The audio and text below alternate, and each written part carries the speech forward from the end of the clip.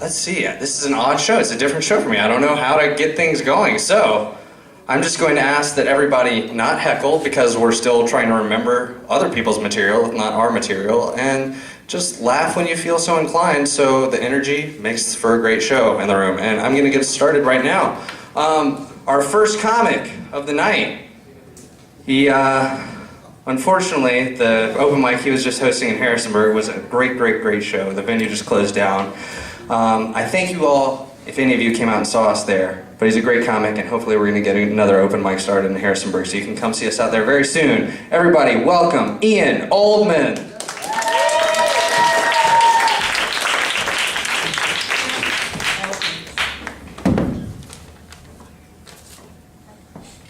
Drink it up, people, drink it up, yeah. Let's keep it going, come on, let's get clap, and now, more clapping, yeah.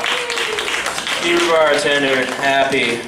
So where are the drinkers here tonight? We got the drinkers, yeah. And where are the potheads? We got any potheads here? Yeah. So the drinkers, we don't get together that often, except on that show Blind Date. But I think weed should be legal, I do. And I also think if your cousin's super hot, you should be able to fuck one time. I hate traveling. I don't like traveling a lot. I think it's because my father used to beat me with a globe. What I've learned, though, is some things are the same no matter where you go.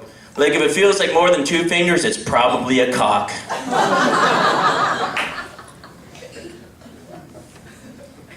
It's hard for you ladies out there, it is. Let's get the ladies tonight clapping, yeah. All the ladies in the house. It's hard for you.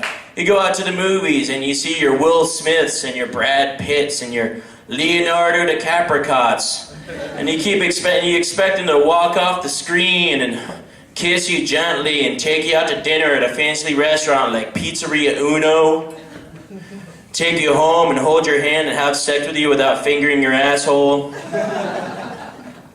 Well, they don't have the time for you. Wake up! They don't have the time for you. I do. I had the lonely bug the other night, so I went on drinking. I went on drinking to a bar. I saw a girl drinking by herself. I said, I'm alone, she's alone, why not annoy the shit out of her? So I'm walking over there, and I'm walking, wearing clogs. I got up close to see she has a black eye, a shiner. I'm thinking, great, she doesn't listen. But a few lies and McNuggets later, we're back at my place doing it doggy style. Now that's not how we intended it, that's just how she passed out. Thank you, slow gas leak. There we go, who's gonna get it? Alright, we're moving on. Fellas, have you ever had a woman crowd another man's name in the height of passion? Well, this lady was screaming out names of characters who never existed, fictional people. She's like, oh yeah, give it to me, Chewbacca. Oh, harder Spider-Man. Not my eye, Papa Smurf. I'm like, is she crazy like it says on her bracelet? Or is she just reading my sheets? But ladies, you have something that we don't. You can breastfeeding. That's magical. I was watching my stepsister breastfeed for a couple of bucks. And I thought, man, we should be able to have milk too, don't you? Squirt that out, but we'd always get in a squirt fight, tease the cat. But guys, we should have stuff coming out of our nits, don't you think? But something manly, like motor oil, yeah. Or little parachute army men, go, go, go, go. Or beer, yeah, beer. No, not beer. Because then your friends would just want to suck on your nipples all day, right? You have to be like, guys, last call on my nipples, I'm driving. I can't have you sucking my nipples when we're on bumpy roads. One hard bump and you're sucking my cock. I can't have that. Oh, that was kind of homophobic, wasn't it? No, yeah, it was. People say, Ian, you talk about being gay a lot, you must be gay. I say, listen, voice in my head, I'm not. How do you know you wouldn't like it? How do you know you wouldn't like it? I said, listen, other scarier voice in my head, I know I wouldn't like it. Because one time, during a horrible sandwich making accident, a cucumber went in my ass 3 times. When that happens, you need two things and two things quick. A pair of ice tongs and a friend who can keep a secret. Preferably a midget friend. They'd never believe him. He'd get all excited and would just be cute. Be jumping up and down. Be like, what's that, midget? Man with cucumber up his ass. Is that where the treasure is? Well then lead me into your midget world. Oh, fuck. Sorry. I thought I had a hair on my shoulder for a second. You guys know what the most abused drug in the country is? You know, let's see, here's some stuff. What do you think the most abused drug in the country is? Cocaine. Cocaine. We got one. Well, you got anything else over here? Most abused drug in the country? Alcohol? No, I'll tell you what it is. It's aspirin. It's aspirin, yeah, because it can do anything, right? Feeling nauseous, it cures that up. You have a hangover, you take it, cures your headache. They should start putting things on your bottle of aspirin, what aspirin can't do. Aspirin will not bring a dead hooker back to life. So stop taking it. Roll her up in the carpet. All right, thank you very much, everyone. That's it for me tonight.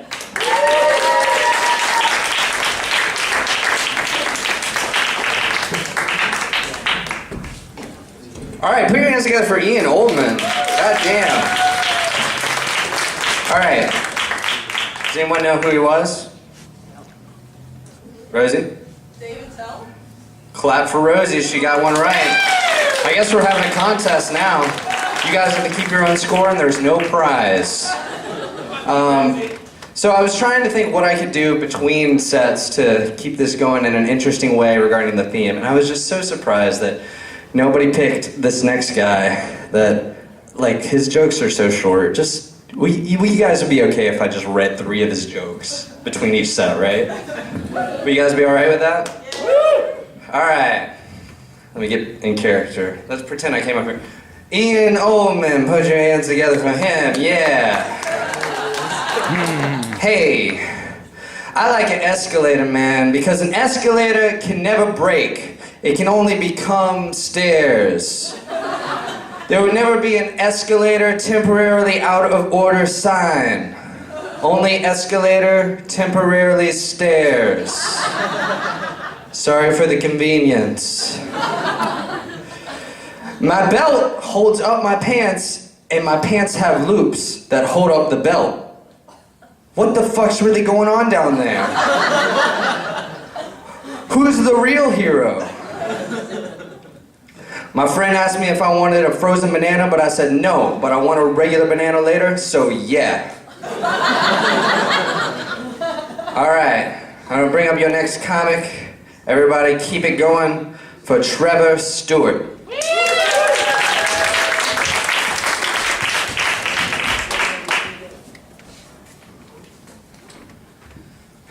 It's really good to be here. I didn't have time to memorize mine, so I'm going to be on script this evening. I was doing 16 days of a 15-day vacation at Central Virginia Regional Resort. Is that what it's called? Yes. And it's a lot of fun. You should try it sometime. You know, actually, everybody told me that when I got on the block, and actually I want to shout out to my homies on iBlock, what up, y'all? They told me that when I got on the block, there would be somebody there who was psychotic and crazy, and I really just shouldn't even talk to that person. I got there, I looked around, and everybody looked normal to me. And they're looking at me like I'm crazy because I'm off my meds. So in honor of that, I decided to do this song, but it's not really a song, it's a story, because I'm not going to sing. I'm going to speak, and it's called Alice's Restaurant, but that's not the name of the restaurant, that's the name of the song. I mean, the story. And you can get anything you want at Alice's Restaurant. Walk right in, and it's around back, just a half mile from the railroad track. Now, this all started about 2 Thanksgivings ago. It was on 2 years ago on Thanksgiving when my friend and I went up to visit Alice at the restaurant. But Alice don't live in the restaurant. She lives in the church behind the restaurant, Bell Tower, with her husband and Ray. And Fosh the dog, and living in the bell tower like that, they got a lot of room downstairs where the pews used to be in. Having all that room, seeing as how they took all the pews out, they decided they didn't have to take out their garbage for a long time. We got there, we found all the garbage in there, and we decided it'd be a friendly gesture for us to take the garbage down to the city dump. So we took half a ton of garbage, put it in the back of a VW bus, took shovels and rakes and implements of destruction, and headed down to the city dump. Well, we got there. There was a big sign chain across the dump saying closed on Thanksgiving, and we had never heard of dump closed on Thanksgiving before. Tears in our eyes, we drove off into the sunset looking for another place to put the garbage. But we didn't find one until we came to a side road, and off the side road there was a 15-foot cliff, and at the bottom of the cliff there was another pile of garbage, and we decided that one big pile is better than two little piles, and rather than bring up the one pile, we decided to throw ours down, and that's what we did. And we drove on back to the church, had a Thanksgiving dinner, it couldn't be beat. Went to sleep, didn't get up until the next morning when we got a phone call from Officer Obie, and he said, "Hey kid, we found your name on an envelope at the bottom of a half a ton of garbage. Just wanted to know if you had any information about it." And I said, "Yes, sir, Officer Obie, I cannot tell a lie. I put that envelope under that garbage." After speaking to Obie about 45 minutes on the telephone, we finally arrived at the truth of the matter and said we had to go down and pick up the garbage and also had to go on down to speak to him at the police officer station. So we got in the red VW microbus with shovels and rakes and implements of destruction and headed on toward the police officer station. Now, friends, there were only one or two things that Obie could have done at the police station. And the first is he could have given us a medal for being so brave and so honest on the telephone, which wasn't very likely and we didn't expect it. And the other thing is he could have bawled us out and told us never to be seen driving garbage around the vicinity again, which is what we expected. But when we got to the police officer station, there was a third possibility that we hadn't even counted on. And we was both immediately arrested and handcuffed. And I said, "Obie, I don't think I can pick up garbage with these handcuffs on." He says, "Shut up, kid, and get in the back of the patrol car." And that's what we did. Sat in the back of the patrol car, drove down to quote, scene of the crime, unquote. And I want to tell you about the town of Palmyra, Virginia, where this happened to me. They got there, 3 stop signs, 2 police officers, 1 police car, but when we got to the scene of the crime, there were 5 police officers, 3 police cars, being the biggest crime in the last 50 years. Everybody wanted to get in the newspaper story.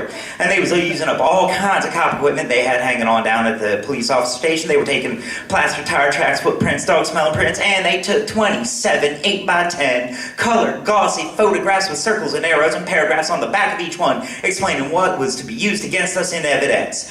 Took the pictures, the approach, the getaway, the northeast corner, southeast corner, and that's not to mention the aerial photography. After the ordeal, we went back to the jail. Obie said he was going to put us in a cell. Said, "Kid, I'm going to put you in a cell. I want your wallet and your belt." I said, "Obie, I can understand you want my wallet, so I don't have any money to spend in the cell, but what do you want my belt for?" And he said, "Kid, we don't want any hangings." I said, "Obie, do you think I was going to hang myself for littering?"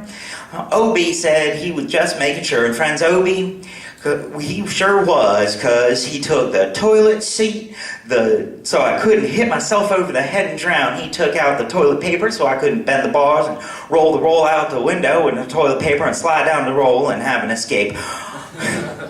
Obie was making sure, and it was about 4 or 5 hours later that Alice, remember Alice, this is the story about Alice. Alice came by with a few nasty words for Obie on the side, bailed us out of jail, and we went back to the church and had another Thanksgiving dinner that couldn't be beaten, didn't get up till the next morning when we all had to go to court. We walked in, sat down. Obie came in with 27 8x10 colored glossy pictures with circles and arrows, paragraph on each.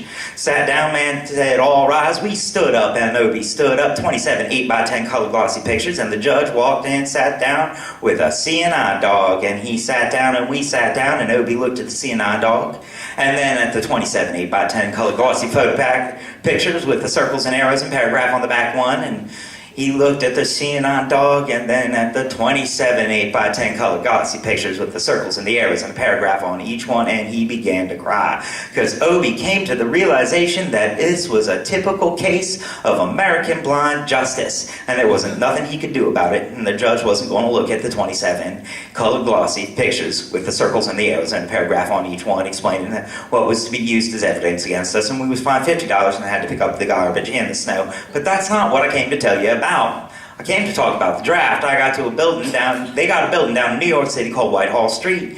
And when you walk in, you get injected, inspected, detected, infected, neglected, and neglected. And I got down to my physical examination one day, and I walked in, I sat down, and got good and drunk the night before, so I looked my best and felt my best when I came in that morning, because I wanted to look like the all-American kid from New York City, and I wanted to feel like I wanted to be the all-American kid from New York. And I walked in, sat down, was hung down, brung down, hung up, and all kinds of mean, nasty, ugly things. And I walked in, and I sat down, and they gave me a piece of paper and said, "Kid, go see the psychiatrist in room 604. And I went up there and I said, "Shrink, I want to kill. I want to kill. I want to see blood and gore and guts and veins in my teeth and eat dead burnt bodies. And I mean, kill. And I started jumping up and down, yelling, kill. And he started jumping up and down, yelling, kill. And we was both jumping up and down, yelling, kill. And Sergeant came over and pinned the medal on me and said, down the hall and said, "Well, you're our boy." I didn't feel too good about that. Proceeded on down the hall, getting more injections, inspections, detections, neglections, and all kinds of stuff that they was doing to me and things that they were there. And I was there for 2 hours, 3 hours, 4 hours, and I was there for a long time going through all kinds of mean, nasty, ugly things, and I was just having a tough time there, and they was inspecting and injecting every single part of me, and they was leaving no part untouched. Proceeded through, and when I finally came to see the last man, I walked in, sat down, whole big thing there, and I walked up, and he said, "What do you want?" And he said, "Kid, we only got one question. Have you ever been arrested?" And I proceeded to tell him the story of Alice's Restaurant Massacre with full orchestration, 5-part harmony and stuff like that and all the phenom. And he stopped me right there and said, "Kid, you ever go to court?" And I proceeded to tell him the story of the 27 8x10 color glossy pictures with the circles and the arrows and the paragraph on the back of each one. He stopped me right there and said, "Kid, I want you to go sit down on a bench that says Group W. Now, kid." And I walked over to the bench there, and there it is. Group W is where where they put you if you may not be moral enough to join the army after committing your special crime. And there were all kinds of mean, nasty, ugly-looking people on the bench there. Mother rapers, father stabbers, father rapers sitting right there on the bench next to me, and they was mean and nasty and ugly and horrible crime-type guys sitting on the bench next to me. And the meanest, ugliest, nastiest one, the meanest father raper of them all, was coming over to me and saying, "Mean and nasty, ugly." He said, "Kid, what'd you get?" And I said, "I didn't get nothing. They made me pay $50 and pick up the garbage. And he said, "What are you arrested for, kid?" And I said, "Littering." And they all moved away from me on the bench there and gave me the hairy eyeball and all kinds of mean, nasty things. So I said, "And creating a nuisance." And they all came back and shook my hand, and we all had a great time on the bench talking about crime, mother stabbing, father raping, all kinds of groovy things. And then we was talking about on the bench, and everything was fine. We were smoking cigarettes and all kinds of things, and until the sergeant came over, and he had some paper in his hand, and he held it up, and he said, what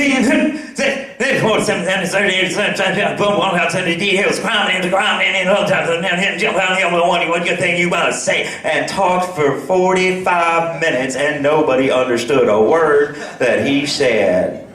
But we had fun filling out the forms and playing with the pencils on the bench there, and I filled out the massacre and with 4-part harmony and wrote it down all there just like it was, and everything was fine. I put down the pencil and turned over the piece of paper there, and on the other side, in the middle of the other side, away from everything else on the other side, in parentheses, capital letters, quotated, read the following words: "Have you rehabilitated yourself?"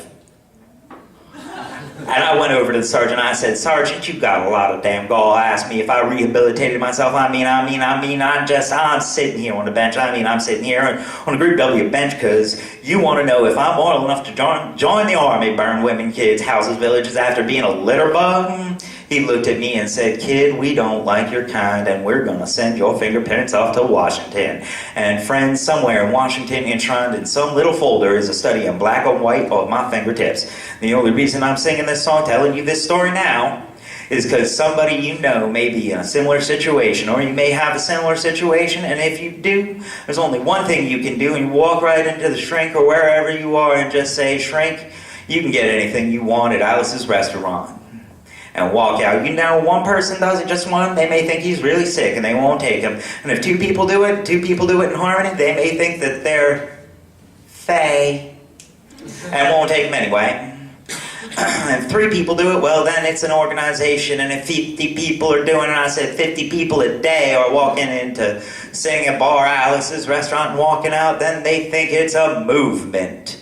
And that's what it is. It's the Alice's Restaurant Anti-Massacre Movement. Thank y'all.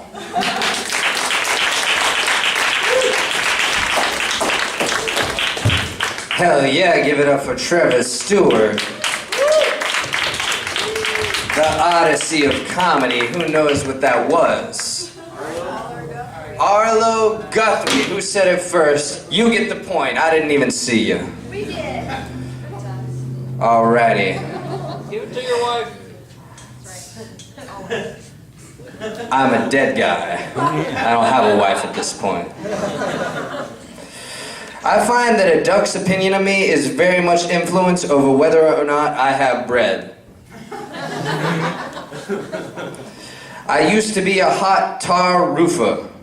Yeah, I remember that day. I had a paper route when I was a kid. Yeah, I was a paper boy. I was supposed to go to 2,000 houses, or 2 dumpsters. All right, you guys ready for your next comic? All right, put your hands together for Rosie.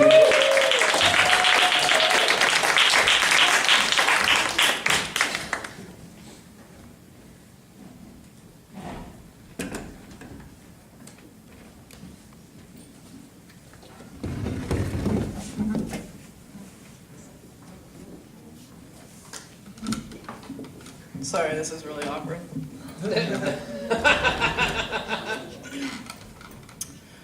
So, I can sense a sort of lull already in the evening, and I thought that I would take the pressure off the audience just for a little bit and read you some poems. You know, no pressure, you don't have to laugh or anything, just some poetry, and then we'll go back to the giggles. This is a poem written by a dog. Roses are gray, violets are a different shade of gray. Let's go chase cars.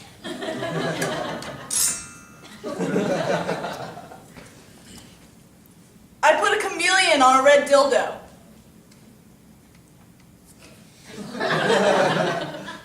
He blushed.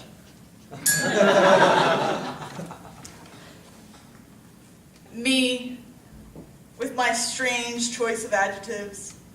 You, with your muscular teeth and clockwise vagina. This is a poem about beauty, about self-image and the ability to transform. Martha was ugly as a shaven baboon, so she wrapped herself up in a cotton cocoon. After a week, she finally emerged, and she smelled like a shit. What a psycho. I want to beat you to death with a blunt object. I want to grab one of those high-end fashion mannequins by the ankles and bash your ribcage in. I want to sharpen 50 pencils, bind them with a rubber band, and stick the lead ends in your mouth and punch the erasers. I want to strap you to a bed of nails, then strap that bed of nails to the hood of my car so I can watch you suffer as we drive over speed bumps in a mall parking lot during an earthquake. I want you to somehow survive the terrible car crash and then somehow not survive a smaller fender bender on the way to the hospital. Thank you, I call that one Daddy. Now, this is a story really meant for children, but you know, I think that there's a lesson that we can all learn. The squares lived happily in their square houses, in their square yards, in their square town. One day, a family of circles moved in from the west. "Get out of here, roundies!" shouted the squares. "Why?" asked the circles. "Because this is a metaphor for racism."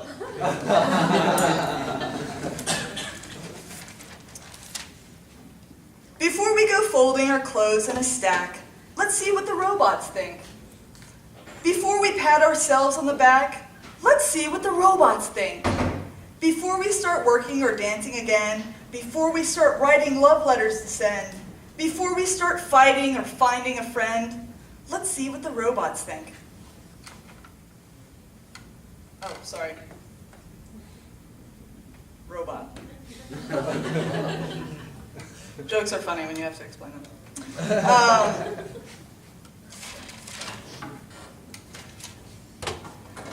Mid-October. With leaves spilled like colored pencil shavings. The streets dicing our town into neat, unfair portions. And me, eating that pussy, baby.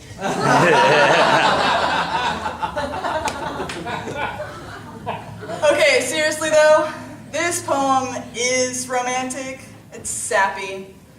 So just bear with me and then I'll relinquish the stage to comedy again. It's called I Fuck Sluts. It wasn't roll call, but thank you. Sluts, sluts. I fuck sluts. Sluts get fucked when I fuck sluts. No ifs, ands, and or buts. I fuck sluts. I fuck sluts.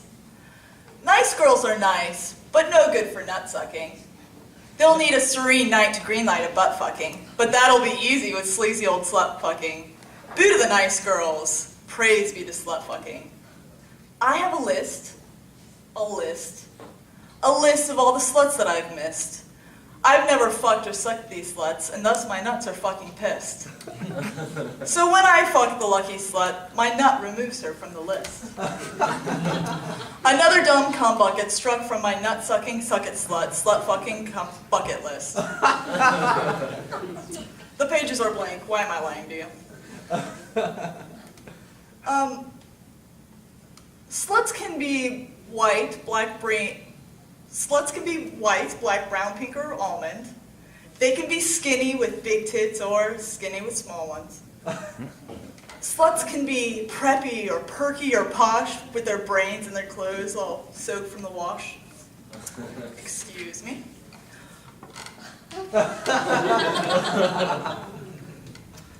But some sluts are funny and pretty and smart. They'll lift all your thoughts from your dick to your heart. They'll force you to trust them and love them. Ah! And then they'll be gone, and you'll be aware of that big hole that that dumb slut left there.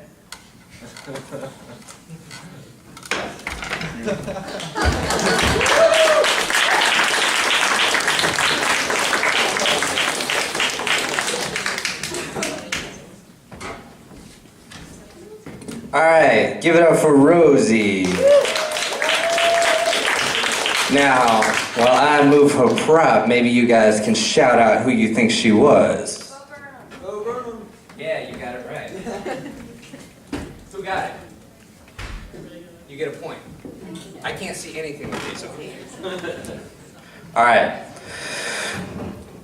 Let's see. I don't have a girlfriend. I just know a girl who would get really mad if she heard me say that. One time a guy handed me a picture. He said, "Here's a picture of me when I was younger." I'm like, dude, every picture of you is of you when you were younger. I used to do drugs. I still do, but I used to too. All right, we're gonna keep the show moving along. Everybody put your hands together for Winston Smith.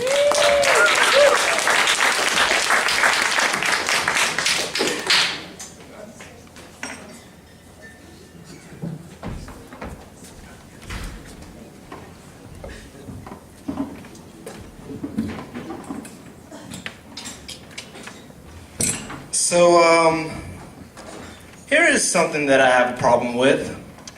The 10 Commandments. Why exactly are there 10? You don't need 10. 10, I think the list of 10 Commandments was deliberately and artificially inflated just to get them up to 10. Here's what actually happened. About 5,000 years ago, a bunch of religious and political hustlers got together and... A bunch of religious and political hustlers got together and tried to figure out how to control people and how to keep them in line. They knew people were basically stupid, so they would believe anything that they would say. So they announced that God had given them some commandments up on a mountain when no one was around. God had given them these commandments. But let me ask you this. When they were sitting around making this shit up, why did they pick 10? You know? Like, why 10? Why not 9 or 11? I'll tell you why. Because 10 sounds official. 10 sounds important. If they had come to them with 11, they would have been like, what the fuck? 11 commandments? Get the fuck out of here. But 10 sounds important. 10 is the basis for the decimal system. It's a decade. It's psychologically a satisfying number. So 10 commandments was actually a marketing decision. It was a marketing decision, yeah. But clearly, I think the list is bullshit. And it's just a political article or political document that was artificially inflated just to sell better. So I'm going to now show you how you can reduce the number of commandments. I'm going to show you how you can reduce the number of commandments and come up with a list that's more workable and logical. And I'm going to start with the first 3, and I'm going to do the Roman Catholic version because that's the one that I was taught as a little boy. I am the Lord thy God. Thou shalt not have strange gods before me. Thou shalt not...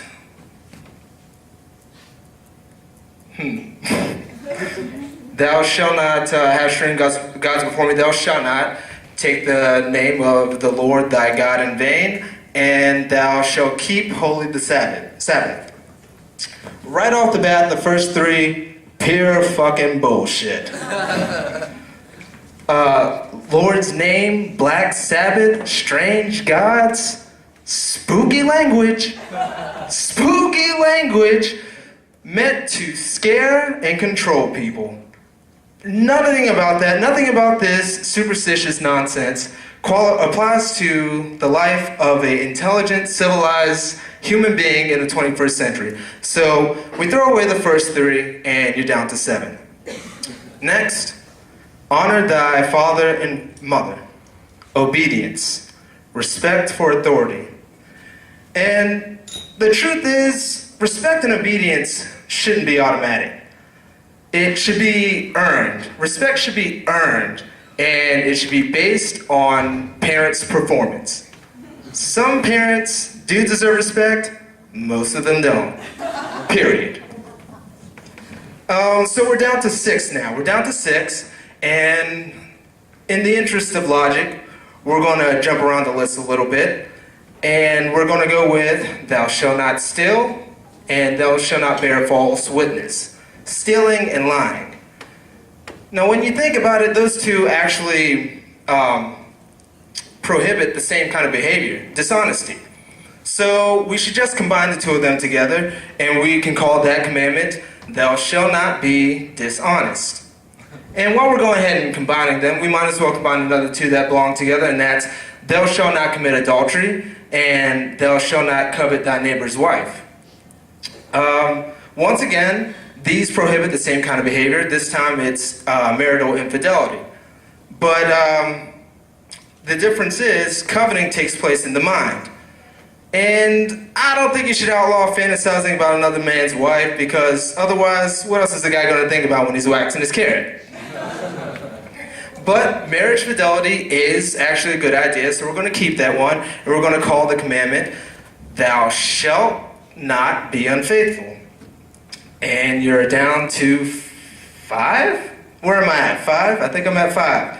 So, the next one is, let me check. Oh yeah, but when you think about it, honesty and fidelity actually are a part of the same overall value. So You should actually take the 2 honesty commandments and the 2 fidelity commandments, and you can combine them together, put them in simpler language, put them in positive language instead of negative, and you can call the whole thing, thou shalt always be honest and faithful. And you're down to 4, I believe. Yes. No. You're down to 3 at that point. So you're down to 3 now. And the next one is, thou shalt not covet thy neighbor's goods. This one is just plain fucking stupid. Coveting your neighbor's goods is what keeps the economy going. Your neighbor has a vibrator that plays O Come O Ye Faithful. You want one too. Coveting creates jobs. Leave it alone.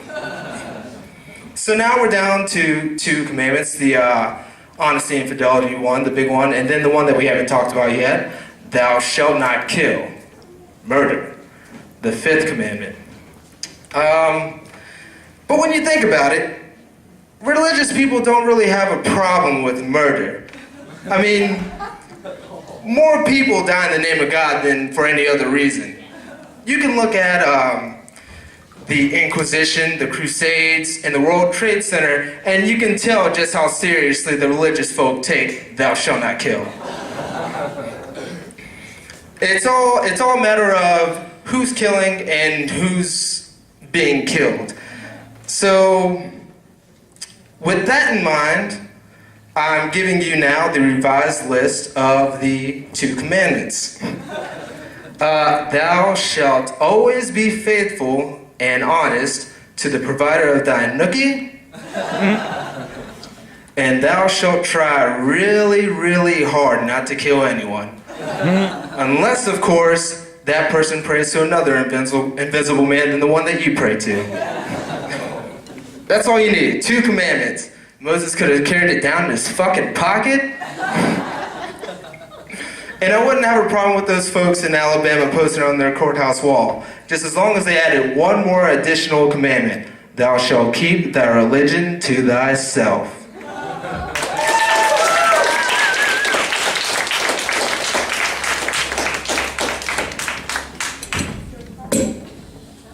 Winston Smith, ladies and gentlemen. Holy crap. All right, who knows who he was? Jorge Carlin. You're so close. Is there an interpreter in the room? You're right, that was George Carlin, points to Ian. I didn't announce this earlier. I was waiting for more of his posse to get here. But tonight isn't only a Halloween cover show. Closing the show tonight will be one of the fucking major stars of the past 6 months of doing comedy here, Paige Campbell, on his 18th birthday show. He'll be doing like 10, 20 minutes, some big number later. It's gonna be great. Before I bring up, well, I can't bring up the next comic. Let me go get that other guy.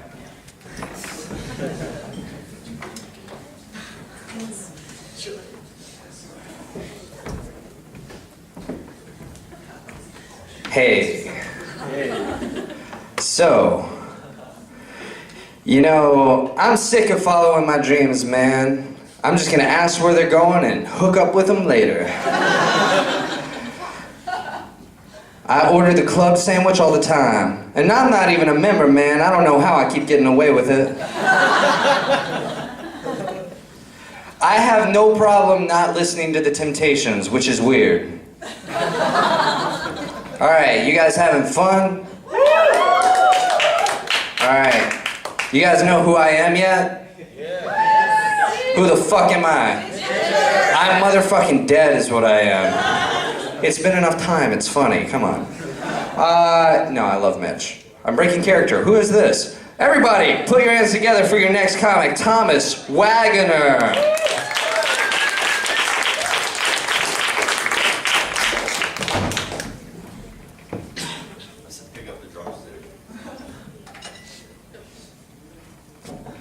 What's up, guys? Where are the weed smokers at? My favorite thing to do when I'm high is watch Roadhouse. Either Roadhouse or anti-pot commercials. Those are the 2 greatest. Unintentional comedy is always the best when you're high. The pot commercials are awesome. They're the best. And it's almost like synchronicity. You come home super baked. You're like, oh, turn the TV on, what's on? And there's that chick with her fucking talking dog. Have you seen that commercial? This is a real commercial made by a Partnership for a Drug-Free America, where they have this kid, she comes home from school, she's just a normal high school kid, she opens the refrigerator, she's looking for something to eat. Her fucking dog hops up on the counter, starts talking to her. Lindsay, I wish you wouldn't smoke weed. You're not the same when you smoke it, and I miss my friend. Well, I'll be outside. The dog just runs away. That's fucking crazy. But it's not nearly the craziest part of the commercial. The craziest part of the commercial is how this chick reacts. Her dog was just talking to her. And she's standing there like, wow, like, he's got a point. That's not pot. That bitch is on cocaine and Zoloft and sleeping pills, all right? That is not how you would react if you were high on marijuana and your dog struck up a conversation with you. No, you'd want to talk to him, right? You'd be like, who else talks? Does the cat talk? That motherfucker, I knew he could talk. I had a feeling about him. What about the fish? What's up? You wouldn't even think of him as a friend after a while. You're just pissed off. Like, dude, I've had you for 5 fucking years. This is the first shit out of your mouth?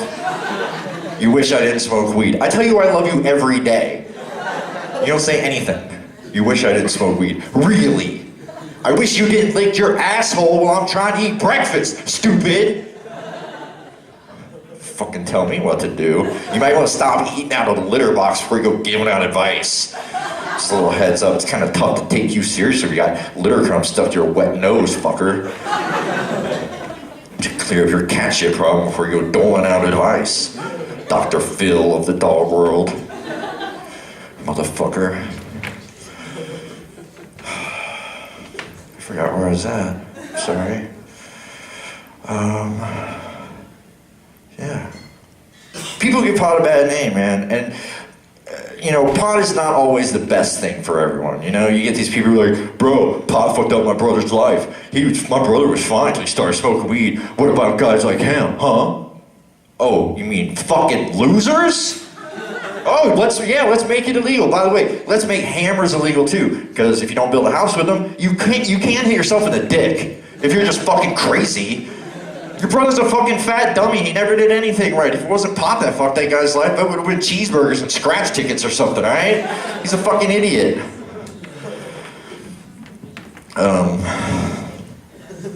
Damn. I gotta go on. I just lost my place. People are always like, yo man, pot fucks up your memory. No. Maybe. A little. But it only gets rid of the memories you didn't need in the first place. It keeps the important shit, right? It just makes you forget the dumb shit. People are like, oh, I forgot what I was talking about. Good, because you're born to piss out of me. Fucking douchebag waxing poetically about the universe. Shut the fuck up. Pot keeps the important memories. Like, you can get so high, you forget to call your girlfriend. But you'll never get so high you forget how to use a phone. It's not possible. I've tried. You could get so high you could lose your mind and cheat on your wife. Not even know what you're doing, just so high you just lose your mind. You'll never get so high you tell her. There's a big difference. Pot stops you from doing stupid shit. No one has ever been halfway up Mount Everest, smoked a joint, and kept climbing. No one. If I gave you a joint at 14,000 feet, you'd be like, what the fuck are we doing? This is crazy. I don't want to die. I don't want to fucking freeze to death. You'd open up the tents, like,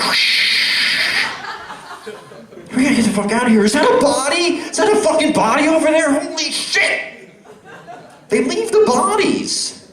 How cold does it have to be to where your friend falls down and you're like, fuck him, keep walking.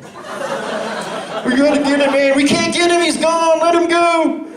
He's gone. I'm touching his head. He's right there. What the fuck are you talking about? We should take him with us. That's one of those things that's just hard to do. You know, like there's shit that's hard to do, but you get like a reward for it. Like if you start your own business, that's hard to do. You have to leave your job. You have to take a chance. You have to pay yourself. What the fuck? You're starting your own business? That's a lot of risk. But if you pull it off, you get a reward.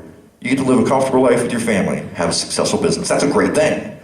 There's no reward for Mount Everest. It's just hard. And it's a trick. It's people fucking tricking you. Like, bro, only a few thousand people have ever made it to Mount Everest. Maybe because it sucks. Do you know how many people go to Hawaii? Like a fucking million every year. It's awesome there. What the fuck are you doing? Makes no sense. You don't need to be there. You could go to Google Earth and see the whole thing from the comfort of your living room. You don't have to leave. There's nothing there. It's just snow. It's the same as the snow at the bottom. It's just way the fuck up there. It's not like you get to the top and the Lucky Charms guy's waiting for you with a big bag of diamonds. Like, hey, you made it to the top. Here's your diamonds. You don't have to work again for the rest of your life. Come with me to this free pussy and hot cocoa in the tent below. No, it's just snow. Snow and bodies. You're gonna be the next douchebag who, oh, I was there, I made it. Whatever. That's just some leftover monkey shit. That's what that is. Gotta get to the top bridge. Ooh, ooh, ooh, ooh, ooh. Just get to the top spot, bro. Nobody cares if you go to the bottom spot. Yo, man, I went to the lowest point on Earth. Fuck, dude. What was that like? It's crazy, man. Like, you go down, and it didn't just go straight. Fuck, dude, you're brave. You're brave, man. It's just leftover monkey shit, man. So I get to the top spot. Ooh, ooh, ooh, ooh. A lot of people don't like to think that humans evolved from monkeys. And it's usually for religious reasons, right? People like to say they know. You ever get in these conversations where people say they know they came from Jesus? Like, I came from Jesus, bro. I came from Jesus, I didn't come from a monkey. I'm like, aren't you like 30? How do you know so much? Aren't there dudes that have been studying this for like thousands of years, but you've got it wrapped up? I don't know if I came from a monkey or if I came from Jesus, because I'm pretty fucking dumb and I've done no research whatsoever. But you know what else I like to do? I like to memorize shit that smart people have already figured out. It's a huge time saver. Everyone should do it. Instead of saying you know, just go read some shit. One of the things they figured out is they mapped out the human genome. Whatever the fuck that is. It's like the ingredients for people or something. And what they found out is that people are 96% chimpanzee. That's a lot of monkey. Like, is that even worth arguing about? If I gave you a sandwich and it was 96% shit and 4% ham, would you be willing to consider that a ham sandwich? We're monkeys. It doesn't mean there's no God. That's where everybody gets crazy. Nobody's saying that there's no God or that you're wrong. All I'm saying is maybe God made a monkey that doesn't like to think it's a monkey and lies a lot. Doesn't that make sense? That makes way more sense. That's what we do. We lie. Because we can't read minds yet. But that's the next stage of evolution, for sure. We already see little sprinkles of it now. You ever think of somebody and they call? What the fuck is that? Shit happens all the time. Some shit, people. We're slowly evolving. And when we do, liars are gonna be fucked. We all know religion's gonna fucking go out of business. Fucking Ted Haggard and those crazy motherfuckers, they're not gonna be able to pull out a scale on anybody, ever. You guys know who Ted Haggard is? Did you hear about him? This guy was awesome, okay? He ran a congregation in Colorado Springs. He would get like 15,000 dudes together in a stadium. They're all holding hands and trying to stop the gay agenda. It was fucking psycho shit. Like, they're all in there praying for Jesus, and the whole time, this dude said he's smoking crystal meth and having sex with gay prostitutes. Like, who are they gonna tell? Serious, this dude is getting gay hookers from Craigslist. It's ridiculous. They find out, they catch him, and he doesn't admit to it at first. Like, well, you know, I had the meth, but I threw it out, and as for, well, with him, he just gave me a massage. Like, wow, did you even think that fucking answer out? He figures, I've been bullshitting people my whole life. What's the big deal? Like, I talk about people walking on water, they're fine with that. They don't believe I got a massage? It's fairly reasonable. So they get to him. It's on CNN. The gay hooker goes on CNN, tells a whole seedy story. And you figure with a guy like him, well, he's just a fucking hypocrite. They're just going to get rid of him. He's just dumb. No, they didn't get rid of him. They cured him. I'm not making this up. They took 4 pastors and spent 3 weeks in a cabin with him, and they cured him of his homosexuality. Now, I don't know how they did it, but I assume they did it the same way my dad got me to quit smoking. I think they made that motherfucker smoke the whole pack. That's what I think. I think they just popped Viagra and fucked his face for 3 weeks. Do you love Jesus? Smack, smack. Mascara running, snot, tears. I do love Jesus. I think you like dick more. Smack, smack. Might not happen that way, but a boy can dream. You guys have been awesome, and I'm done. Thank you.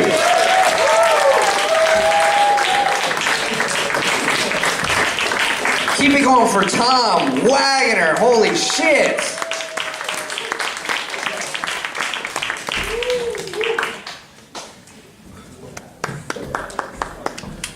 You guys know who he was? Joe Rogan. Are you the only one who knew that? No. Well, it seems like it, so you get points. Yeah, give it up for Tom again.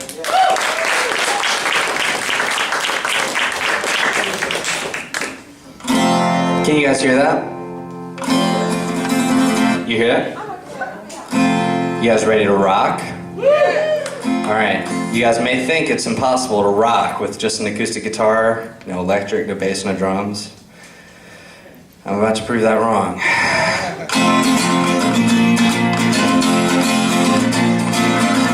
Way back when I was just a little bitty boy living in a box under the stairs at the corner of the basement of the house half a block down the street from Jerry's bait shop. You know the place. Well, anyway, back then life was going swell and everything was just peachy!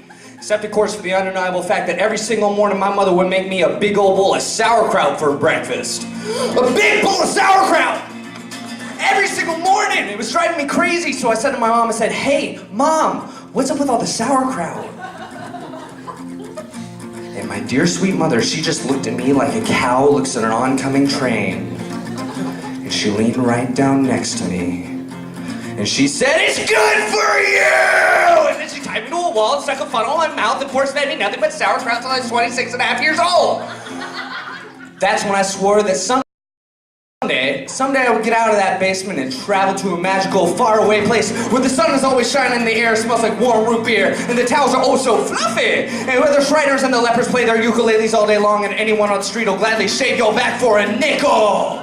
Waka waka doo-doo, yeah! Well, let me tell you people, it wasn't long at all before my dream came true. Because the very next day, the local radio station had this contest to see who could correctly guess the number of molecules on Leonard Nimoy's butt. I was off by 3, but I still won the grand prize. That's right, a first-class one-way ticket to Albuquerque.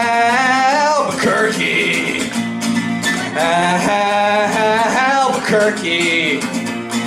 And I gotta tell you people, it was really great because I had never been on a real airplane before, and I had to sit between 2 large Albanian women with excruciatingly severe body odor, and the little kid in the back of me kept throwing up the whole time, and the flight attendant ran out of Dr. Pepper and salted peanuts, and the in-flight movie was Biodome with Pauly Shore, and oh yeah, 3 of the airplane engines burned down, and then we went into a tailspin and crashed into a hillside, and the plane exploded, and a giant fireball, and everybody died! Except for me. You know why? Cause I have my tray table up, and my seat back in the full upright position. Have my tray table up, and my seat back in the full upright position. Have my tray table up, and my seat back in the full upright position.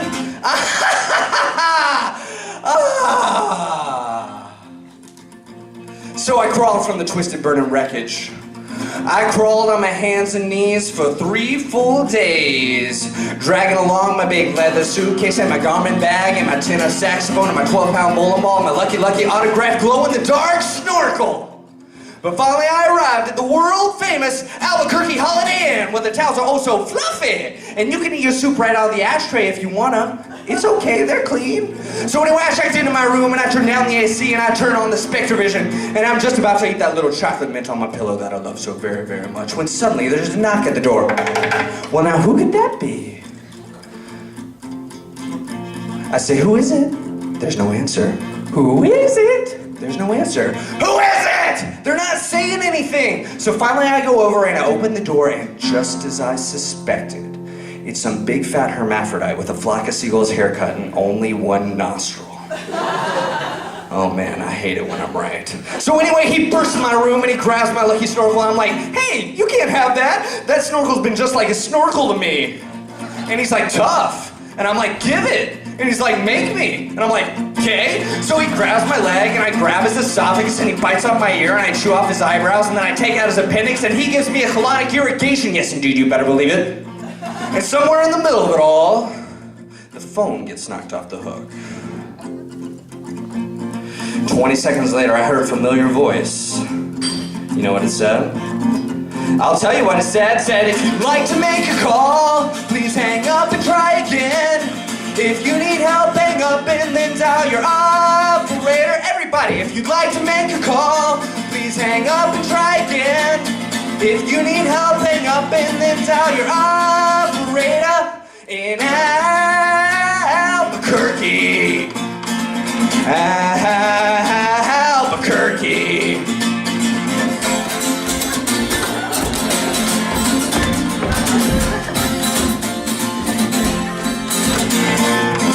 Anyway, to cut a long story short, he got away with my snorkel. But I made a solemn vow right then and there that I would not rest.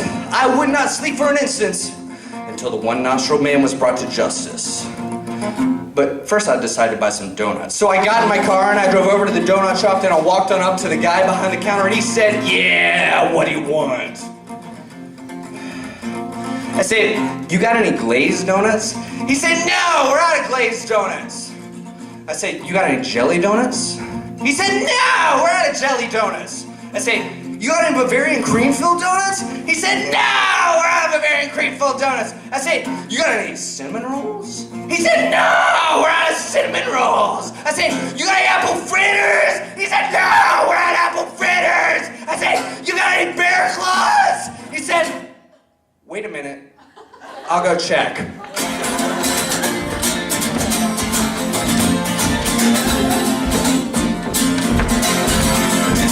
No, we're out of bear claws!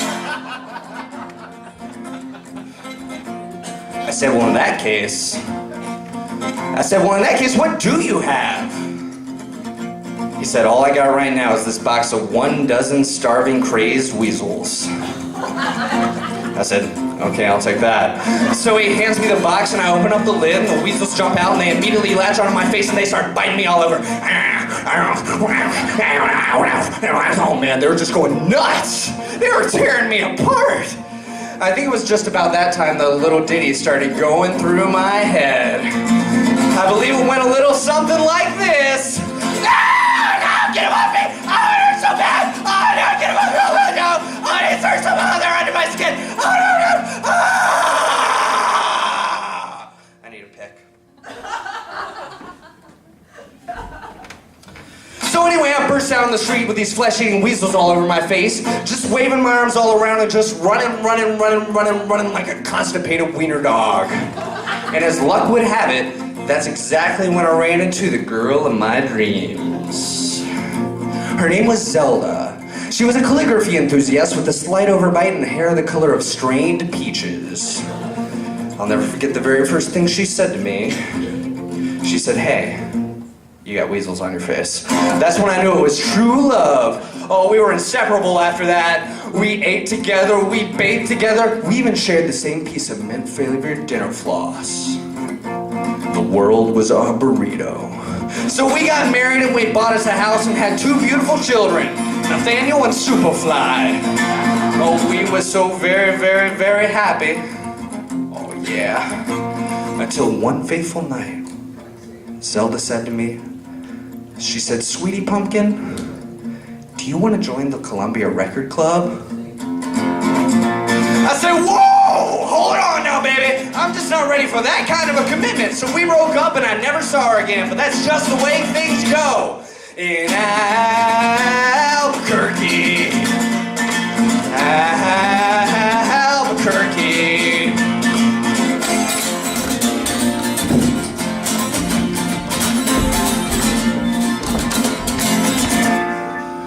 Anyway, things things really started looking up for me after that. Because about a week later, I finally achieved my lifelong dream. That's right, I got me a part-time job at the Sizzler. I even made Employee of the Month after I put out that grease fire with my face. Everyone was pretty jealous of me after that. I was getting a lot of attitude. Okay, like one time I was out in the parking lot trying to remove this excess earwax with a golf pencil, and I see this guy Marty trying to carry a big old sofa up the stairs all by himself.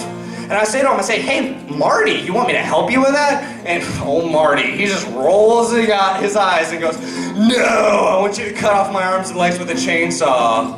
So I did. And then he gets all indignant on me. He's like, hey man, I was just being sarcastic. Well, that's just great. How was I supposed to know that? I'm not a mind reader for crying out loud. Besides, now he's got a really cute nickname, Torso Boy. So what's he complaining about? Say, that reminds me of another amusing anecdote. A guy comes up to me on the street and tells me he hasn't had a bite to eat in 3 days. Well, I know what he meant, but just to be funny, I took a big bite out of his jugular vein, and he's yelling and screaming and bleeding all over, and I'm like, hey, come on, don't you get it? But he just keeps rolling around on the sidewalk, bleeding and screaming, completely missing the irony of the whole situation. Man, some people just can't take a joke, you know? Anyway, where was I? Seemed to lost my train of thought.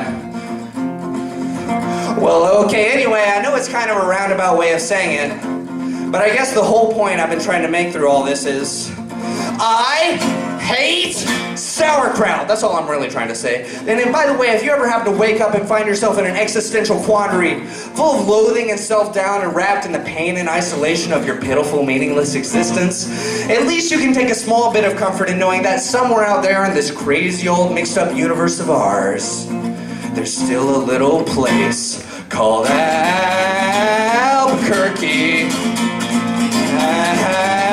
Albuquerque. Albuquerque. Albuquerque. Come on. Albuquerque. Albuquerque. Albuquerque. Albuquerque. I said A-L-B-U. Kirky. Come on. Albuquerque.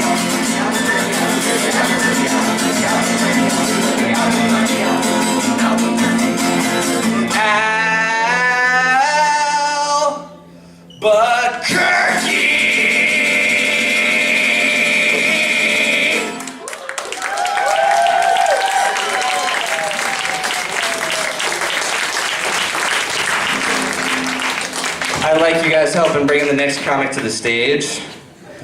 His name is Brooks Hoover. Welcome him back. It's been 3 months. Brooks Hoover's back.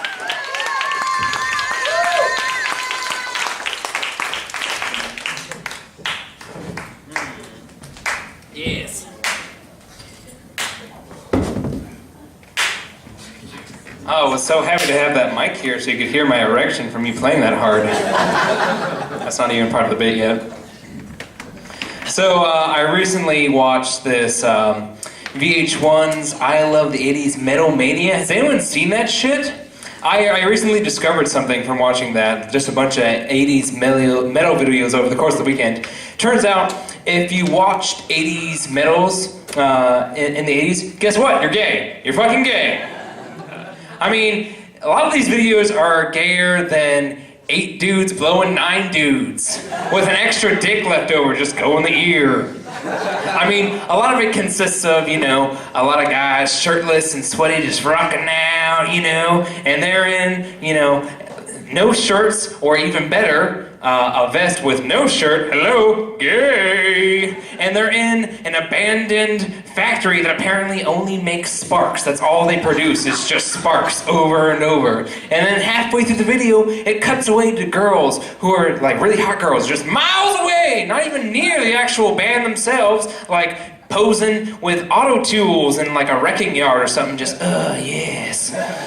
I will say though, the one thing I liked about those videos, the one recurring motif that needed to come back was the bands that could rock so hard that they could alter the physical properties of things. Like, you know, they would strum a guitar riff and all of a sudden they just blow a hole through a wall, just gone. Or like go up to your shitty Honda Civic and be like, squibby blah blah down, and all of a sudden it's a sleek Lamborghini. I mean, why can't like System of a Down or Queens of the Stone Age come out with a video where it's like, that cheese sandwich isn't grilled, squibbly blah blah down. All of a sudden it's a melted grilled cheese sandwich. Wow. Thanks, Knight Rider. I will say though, the concept probably jumped the shark in the 80s, late 80s, when this one group came out, Damn Yankees. Does anyone ever hear of Damn Yankees? Okay, for those who don't know, Damn Yankees consisted of 1, a guy from Knight Rider, 2, a guy from Styx, and then Ted Nugent. Yeah, the Nuge. And in their video, the police have them cornered in a house. Because they're dangerous! There's a 78-year-old guy from Styx in there! Arrest him! So they start shooting their guns with shotguns and bullets, just filling the house with lead. And out walks Ted Nugent with his guitar, and he starts strumming, squibbity-dabby-down. All of a sudden the bullets are like zing, zang, bow. He's deflecting the bullets with the power of his rock. And all I'm thinking is, God, where were the Beavis and Butthead copycats when this video came out? I mean, all across the Midwest, we could have been like, all right, dude, when I start playing, you just start shooting. Squibbly blah blah, pip, pip, pip, pip, pip, dead. We could have lost the entire mullet haircut in like 1 weekend. And that's a travesty. Hold on. It's been a while since I've done stand-up. Let me... Oh God, yes. Oh. I love alcohol. One thing I love more than alcohol though is liquor ads. And the best thing about liquor companies know exactly who they're advertising to. And they're not afraid to hide it. They're like, hey, get this liquor in you because then you can hang out with your friends because that's the only way you're fun. You don't see other companies being like that. Like, you don't see Cheetos going, hey, fat ass, come on, let's go. Come on, man boobs, crack a bag, let's do this. And honestly, I've seen like in some cities some liquor billboards, and they are the saddest short stories that you've ever seen in your life. Like Dewar's. Oh, doesn't that sound good right now? Nice sweaty glass of Dewar's beating with like condensation. And on the tagline beside the glass it says Dewar's. At least one thing will go smoothly today. Like, what the fuck went wrong with that? Your life, to where that's the only thing that you have to look forward to. Like, I can't stand my job, I hate fucking that hedgehog of a wife, but you're my buddy Doers! Come on! I'm gonna sneak you into the movies in my tummy. Shh. I mean, another one is for J&B Scotch. It goes, J&B Scotch. The antidote for road rage. Yes, before you get behind the wheel of an automobile, make sure that every fiber of your tissue is saturated with fine, casket-aged J&B Scotch. J&B Scotch, before you drive. But it didn't like that. I've seen these recently. Even back in like the 80s and 90s, there was commercials for these kind of ads. Does anyone remember Martini and Rossi Astustamenti? It was this martini commercial, and in the video, there's like the camera whipping around, and everyone's dancing and grooving, and having a good time. And then the camera whips around, and it goes to this guy, and is like, "Hey, why are you drinking Martini and Rossi?" And the guy goes, "Because it's Tuesday." That's what a wino says. A wino says that. And then the camera keeps on whipping around, and it goes to this hot chick, and it goes, "Why are you drinking Martini and Rossi?" And the girl goes, because this guy said he said he would call me back, and then he did. See, normally I'm the biggest whore in town, and this guy doesn't know it. So we were going to go on this date, and he was going to try and start a relationship with me, even though he doesn't know I'm the town jizz jaw. And I'm going to kick back a few of these Martini and Rossi's and try and forget the time that I fucked that entire softball team in the abandoned hospital. But it won't dull the pain of my battered chapped pussy. Thanks for nothing, Martini and Rossi! battered, chapped pussy. Write it in the stars and gossamer tears. Battered, chapped pussy.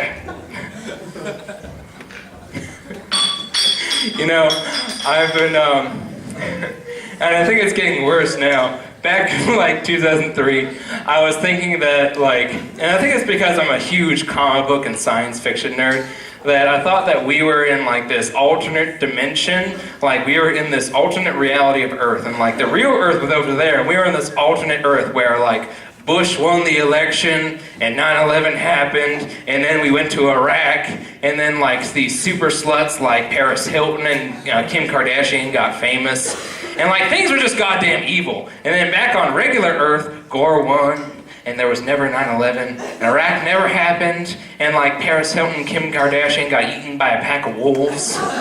But now it's like 2014. And, you know, instead of being evil Earth, I think we've just gotten into, like, wacky Earth. Like, fucking, we have a black president, and, you know, fucking spinach and peanut butter are like poison. And it's just like, come to alternate Earth.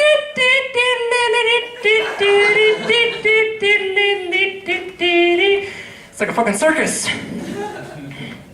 I'm glad to be up here doing comedy. I'm gonna drink again, hold on.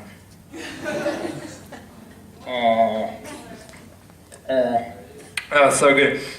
I'm so glad that Ken is doing comedy here at the Hotspot, and I feel like real like stand-up comedy died in the early 90s and mid-90s. Because they used to have a lot of open mics like this. And the best part about these open mics was that, you know, sometimes you would get good people. Sometimes you get people that were just complete shit. And then the other times you would get people like fucking wigged out acid heads who didn't know what the fuck they were doing, and they were just the best. And sometimes they would fucking kill though, like this one dude named Dr. Pepper. And the truth about Dr. Pepper is he was a heroin addict. And he would get up on stage and start going into a bit, and then halfway through he would pass out. And he would kill. That was the worst part. But I bet he never knew that one night, like the right like combination of like heroin that like would go in, and then. But this is what I'm gonna do for you, Dr. Pepper, and this is him going right now.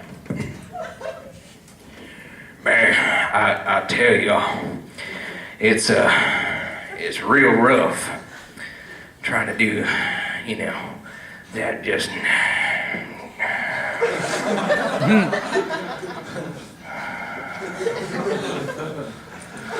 I'm like, man, you trying to sell me a car?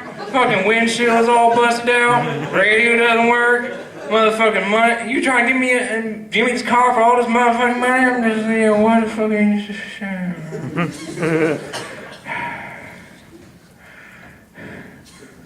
I'm like, man, I'm trying to sell my front porch, eat a trap of flapjacks, and your dog's barking off. I'm like, man, I don't care if your dog doesn't have any allergies. I can marry flapjacks I want.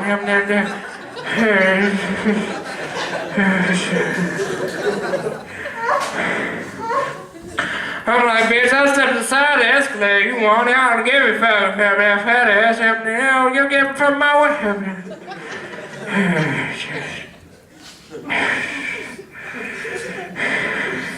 I'm like, man, that old car's busted out, windshield's broken. I give you like 1,000 for it. Shit.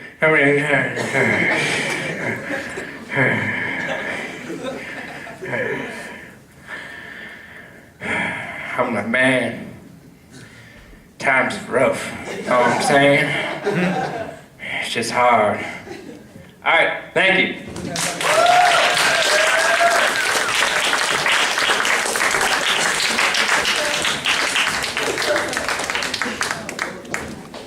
Yeah, get that fix in. Oh, come. Give it up for Brooks Hoover. Brookusaru Hoover, as he's known around these parts. Does anyone know who he was? He said it. It was Dr. Pepper. Ah. Yes. But really. You wouldn't give a cripple crab a crutch. Does anyone know? Very good. You all get points. So, you know, he was talking about Dr. Pepper. I think Mr. Pibb, Mr. Pibb is a replica of Dr. Pepper, but it's a bullshit replica because that dude never got his degree. I got a king-size bed. I don't know any kings, but if one came over, I guess he would be comfortable. I like refried beans. That's why I want to try fried beans, because maybe they're just as good, and we're wasting time.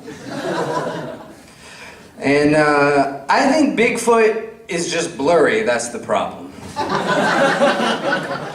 All right, you guys ready for your final set of the night? It's his birthday. Give him a big round of applause. Paige Campbell doing an all-original set on his 18th birthday. Bring it!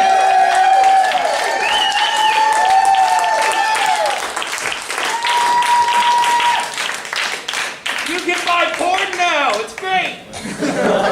Lock me in the bathroom! You're in the internet? All right. As Ken said, I'm 18 now, which sucks. Actually, 18 is a bittersweet age, because on one hand it's the age of consent, right? So you can go after older ladies, right? But on the other hand, it's the age of consent. So I just can't go near any middle schools anymore, ever. Yeah, it's really scary. I'm not ready to be an adult. The government now considers me an adult. I have to, pay taxes and register for the Army. I'm definitely not ready. I still buy comics every week. I still pop a boner every time Nintendo announces a new Smash character.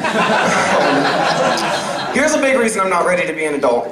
Every time I get a new computer, right, the first thing I do is I go into Word and I just go through and add like Ganondorf and the Sarlacc pit, and just underline them and add to dictionary. So if I'm ever writing about them, I don't get that unsightly red squiggly line. It's embarrassing, right? Like, I would rather my mom walk in on me watching centaur porn than adding tauntaun to my dictionary. I was thinking about it. It's much better to be a baby than to be an adult, right? Because as a baby, you can do anything you want. Like, you can just scream in public as loud as you want, no one cares. If you scream in public as an adult, they're putting a straitjacket on you, right? You can just shit in your pants, right? And someone will clean it up for you if you're a baby. You shit in your pants, someone cleans it up for you, right? You shit in your pants as an adult, you're cleaning it up yourself. No one's cleaning it up for you. You can sleep all day as a baby, which is great. You sleep all day as an adult, you're just seen as a burden to society, no question about it. And you can puke on strangers when you're a baby, right? Oh, let me hold your baby. The baby just pukes and they just awkwardly laugh. Puke on someone as an adult, they won't be happy, right? The greatest thing about being a baby, you get to suck on a tit 2 to 3 times a day, right? Some adults do. Zac Efron probably gets to suck on tits 2 to 3 times a day. But I'm a guy that logged 125 hours into Pokemon X. I do not get... The ladies aren't lining up to let me suck on their tit. I was watching a movie the other day called Conquest. If you're not familiar with Conquest, Conquest is a pirate-themed porno from 1996. Yeah, right. And I only watched about 10 seconds of the film, because no one watches porn if they've already come. But the movie's big gimmick was that it was filmed on a real pirate ship, right? And I was just thinking, wouldn't it be lame if that was your claim to fame as a pirate? You know what I mean? Because as a pirate, you're trying to strike fear into the hearts of men, right? And then oh yeah, there's a porno filmed on my ship, They have monthly meetings where they evaluate how well the pirates did. So the captain's all right, Blackbeard, let's see, you killed 200 men and raped their wives. Excellent, great, you're a great pirate. Jack Rackham, you burned down 20 villages and spread salt on the land so they can't plant crops anymore. Wonderful.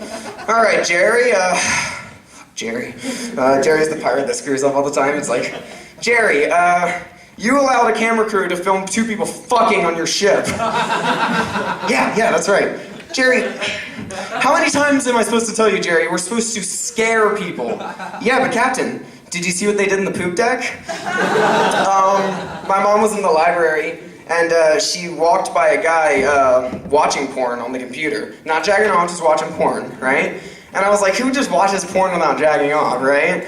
You know, like maybe they have a family movie night and they like get popcorn, everyone gets to see it on the wraparound couch, they're like eating it. Oh, that's some great character development. You know? Or like a guy like rents it and he thinks it's like, he's like a family man and he thinks it's like not a porno and he's just like, and he's like watching it and he's like, alright, he starts fast forwarding, he's like, I don't know why they have to put all that smut in there. It's like, it's just a great story of a boy who has to borrow the neighbor girl's wrench. I don't know why they have to throw all that crap in there. I do, or they have like Seen It Porn Edition, right? You know, like, oh yeah, that's Conquest, right? I would recognize Captain Whitebeard anywhere. I do masturbate a lot, and yeah, obviously just did some porn jokes. And I know that's a thing comics tend to say a lot, but I really think I do it more than normal, right? Like I think I came out of the womb masturbating, you know? They just opened up my mom's vagina, I'm like, a little privacy, please. I had the umbilical cord around my neck trying to get a better. I think masturbation is probably really weird from the penis's perspective. You know, like the penis is talking to another penis. I'm not gay, I don't know why my penis is talking to another penis, but they have monthly meetings, they're talking, and he's like, yeah, every night this giant monster comes out of the sky and chokes me until I throw up. Oh yeah, that's normal. How often does it happen? 11 times! 11 times a night! That's not normal. I do think I'm a chronic masturbator, right? I think you know you're a chronic masturbator when you masturbate and you're not even horny, you know? Like I'll just be watching TV and it's just like, again? The Muppets, really? I think I'm at the point where like, every time I masturbate it could take a month off my life and I still do it like 8 times a night. Like 8 months off my life every night. I wonder if there's ever been a case of like sleep masturbating, you know? So it's like,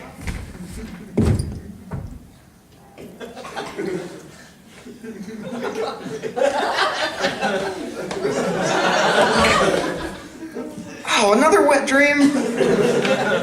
I noticed the other day that my masturbation had become a little routine, right? So I decided to try some things to spice things up in the bedroom, you know? I tried roleplay. Anybody like roleplay? Yeah, I dressed up my hand as Pac-Man, and I dressed up my dick as one of the ghosts from Pac-Man.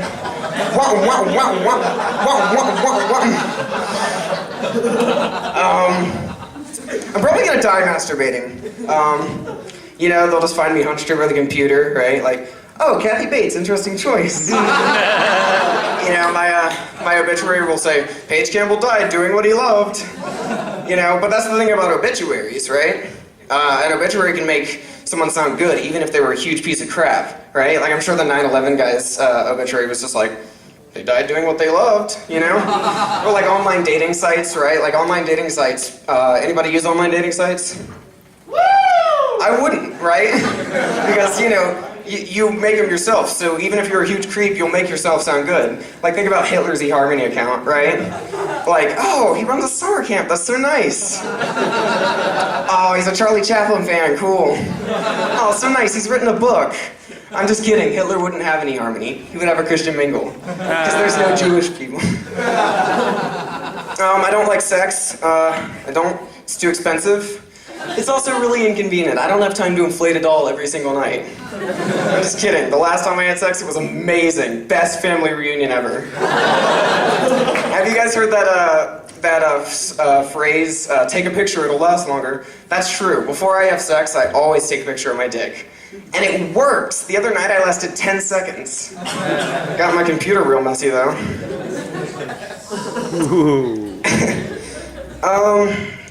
Where was I? Oh, right, okay. So the other day I was watching some Disney Channel, right?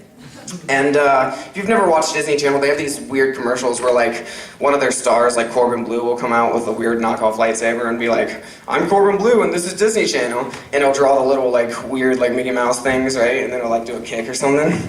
And yeah, so I think it would be funny like if they had someone that like wasn't really famous. Like, what if you guys turned on Disney Channel and it's just me and I'm like, I'm Paige Campbell and this is Disney Channel. And then I draw the thing. I think at one point they had a competition where you could win and actually be on one of those, right? Like, what would they have done if a kid with Down syndrome had won? You know, like, they couldn't respond to that without looking like assholes. Because if they told him he couldn't do it, right, and word got out that they told him he couldn't do it, everyone would just be like, oh, Disney hates kids with Down syndrome. But if they did let him do it, it would look even worse. He just like hobbles out and like, Disney Channel, and just like scrambles it. I think that would be funny, or if they had someone that was like famous, but famous for the wrong reasons, right? Like, I'm Hugh Hefner, and this is Disney Channel. He draws the Playboy bunny ears. I really just came in today to sign some girls to some contracts, I don't know. Maybe a lightsaber, I don't know. Or like Selena Gomez is out there, and then like Jeffrey Dahmer comes out, stabs her, and starts humping the moon. He uses the blood to draw the Disney Channel logo. Oh man. The other day I was banging this chick, right? And the next day I got arrested for bestiality. I think it would be funny if you like were heterosexual, I guess, and you like figured out that you were into bestiality, but you had a girlfriend you had to break the news to. I think it'd be funny to break the news to her on Valentine's Day, right? Like take her out to a nice dinner, like candlelit dinner, you know, get her a big box of chocolates, you know, and then like get her a card, and it's like really nice, elaborate. It says, Happy Valentine's Day. Open it up. I fucked your cat. I don't understand why you have to pay for porn channels when people that are into bestiality get Animal Planet for free. I bet there was a dude that was like into bestiality, and he was really happy when the term bitch became slang for woman, right? Like, all his bro buddies would be like, oh yeah, bro, I fucked some bitches last night. I fucked some bitches last night! Alright? I'm starting a restaurant. Would any of you guys eat at my restaurant? Yeah. It's called the Abortion Clinic, where every menu is the kids' menu. Oh. We're gonna serve baby back ribs. It's gonna be great. Just imagine someone like ordering, like, oh yeah, I'll take the biracial with a side of placenta, please. Peach fuzz or no peach fuzz? No peach fuzz. And can I get that medium rare? I'm gonna have to have a little blood in there, right? And then like the food doesn't come fast enough, and they're all yelling, "Feed us!"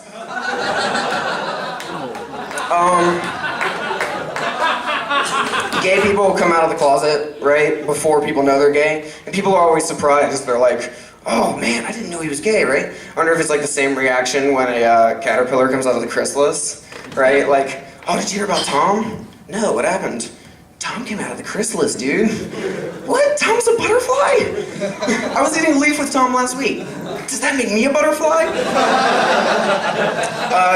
If you're 40 years old and you still live with your parents, that's, you know, inappropriate, right? It's more inappropriate if you're a kangaroo, right? Like, you gotta move out, man. Come on.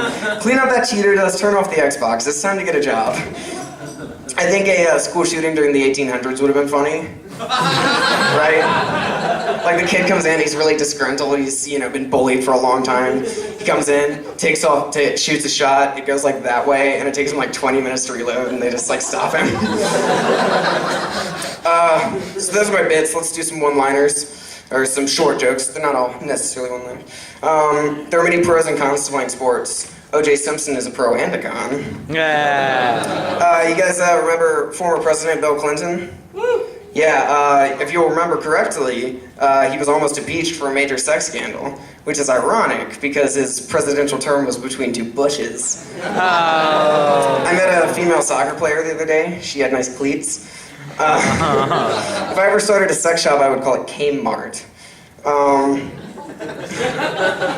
If I ever made a porno, it would be like Paul Revere and like a couple other chicks, and it would be called The British Are Coming.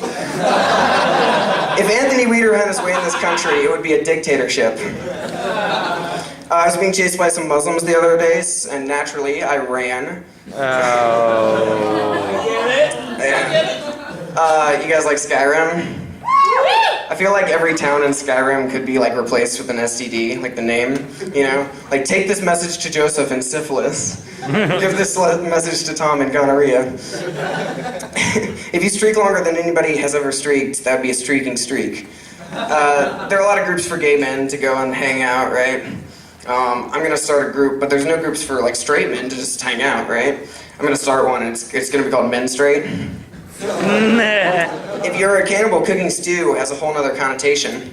When I was born, I was circumcised. It was very painful. I couldn't walk for a year. Alright, let's do some drawings. Sometimes I have an idea for a joke, and it doesn't really work as the joke, so I do a drawing because rather than explaining it, it'll just, it'll look, if you can see it, my idea will be, yeah. Okay. So, Mr. Potato Head.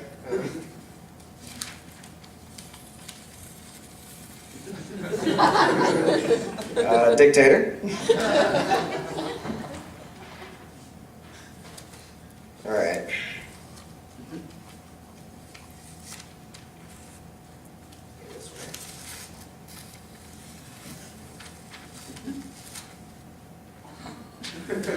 Vladimir Putin. All right.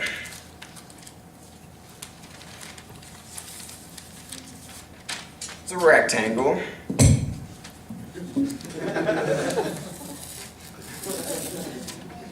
That's an rectangle.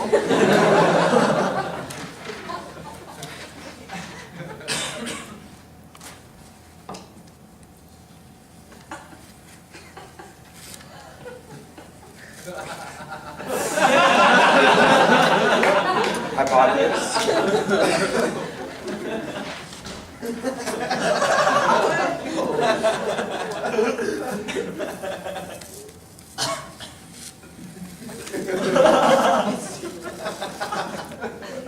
Bestiality. Remind me not to eat the stuffing next Thanksgiving. Oh.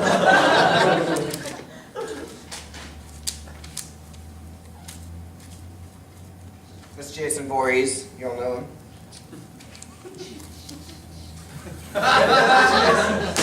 At Jason Voorhees.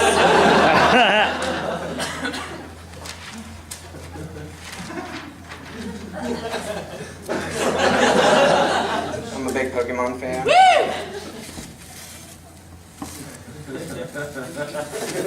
They're ripped, but choking the chicken.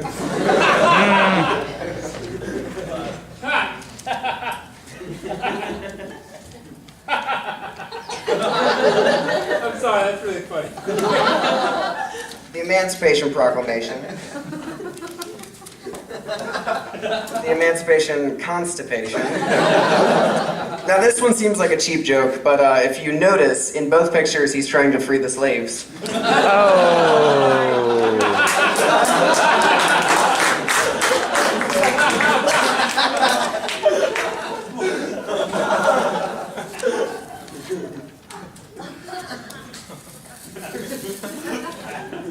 Fab's Blue Ribbon.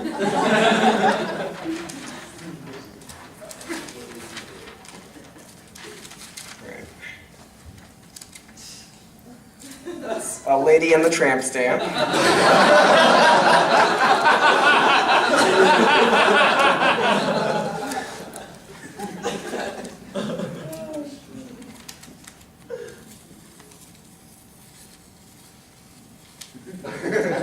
It's a bastard. I get it.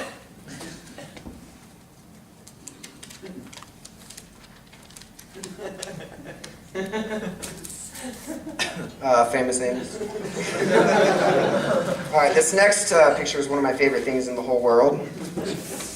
It's one of my favorite poets, E.E. Cummings.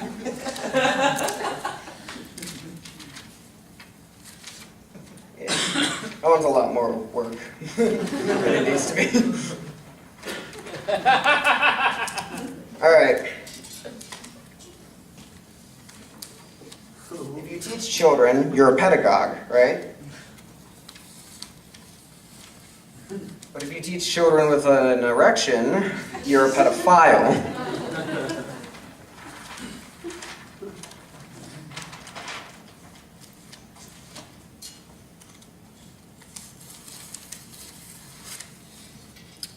Phonication. Now I know what the vibrate setting's for. Right? Oh. I think the iPhone's about to give the Galaxy a Steve blowjob. Alright, this is a mother mountain. She's scolding her son, who's also a mountain. And she's saying, I don't like your altitude.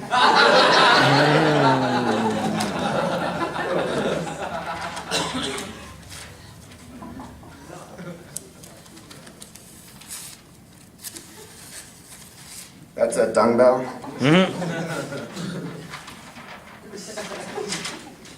It's Albert Einstein.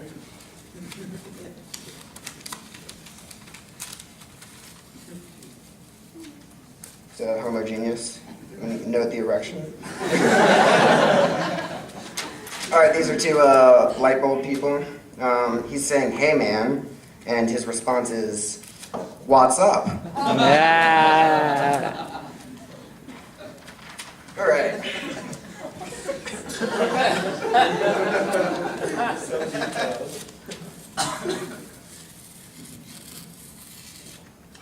Penis squared plus penis squared equals penis squared. Pythagorean theorem. You guys didn't learn that in school? Pythagorean theorem? Alright, this one's a movie poster. So, the woman sea monster is saying to her husband, who's also a sea monster, "I'm leaving you, Harold. I need a man who can please me."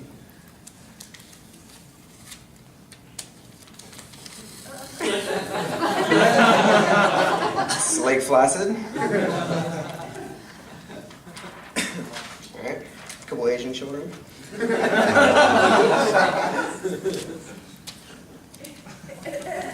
It's euthanasia.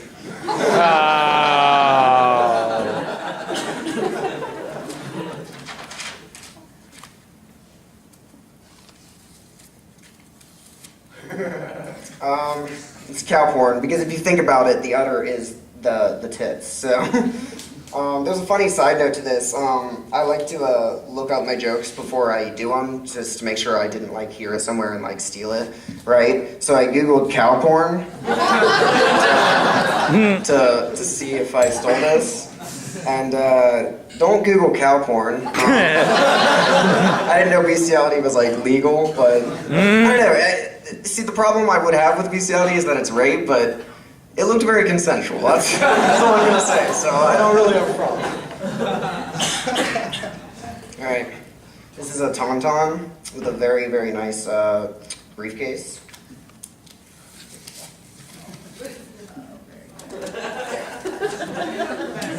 That one's just in there for me, really.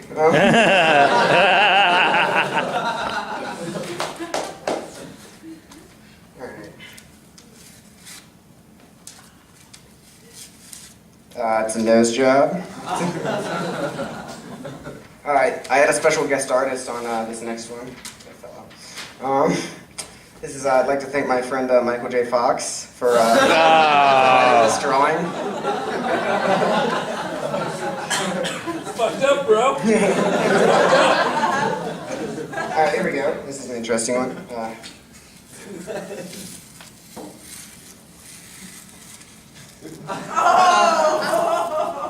All right, it's the Great Blumpkin Charlie Brown.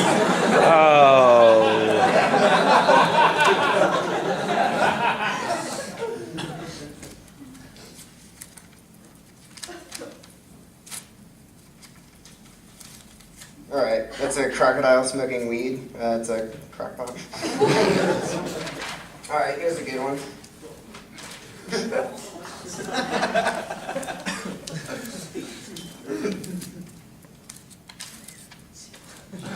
Chick-fil-A.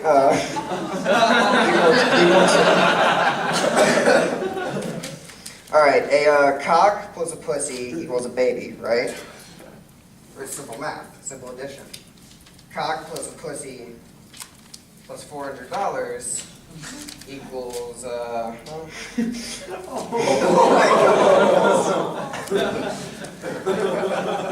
abortion.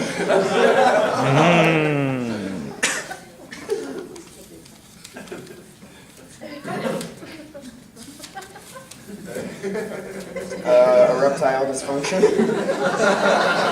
All right, my last drawing here.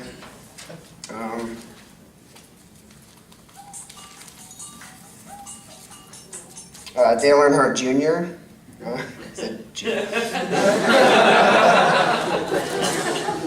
All right, so I like Twitter a lot, but sometimes, I saw an account, right, that said, I call my dick ... And it was a setup for a joke, and all the jokes weren't very funny, they were really douchey, but I thought it was a funny setup, so I wrote my own I call my dick jokes, and here they are. I call my dick lightning because it never strikes in the same place twice. I call my dick art display because there's no touching or flash photography allowed. I call my dick Legos because it's not recommended for children 3 years of age or younger. I call my dick grass because if you sit on it for too long, you'll leave a brown spot. I call my dick Netflix because for $8 a month you can have unlimited streaming. I call my dick cookie dough because my girlfriend eats it raw. I call my dick the Starship Enterprise because it boldly goes where no man has gone before.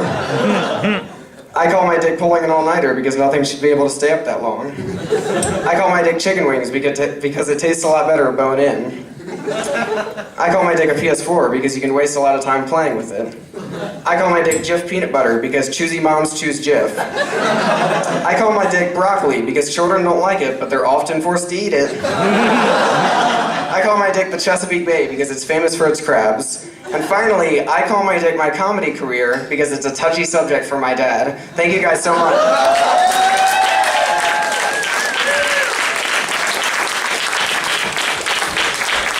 Keep it going for Paige Campbell. Holy shit! Guys, that's our show. I'd like to thank all the comics who performed here tonight. We're going to be doing this again in 2 weeks on November 5th. We'll be doing all original material again. It'll be a regular open mic show. I thank you guys for participating in our Halloween show this year. If we're still here again next year, doing this in a year, you'll be able to experience this again. Until 2 weeks from now, thank you guys.